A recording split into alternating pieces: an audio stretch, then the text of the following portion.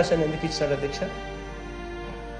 పేదలకు మంచి చేయడానికి ఈ అవకాశం దేవుడు ఇచ్చాడు అధ్యక్ష. ఈ అవకాశంతో మనం ఏ మేరకు మంచి చేస్తా ఉన్నాము అని చెప్పి ప్రతిరోజు నన్ను నేను ప్రశ్నించుకుంటాను అధ్యక్ష. చేసేది సరిపోతా ఉందా, ఇంకా చేయాలన్నా?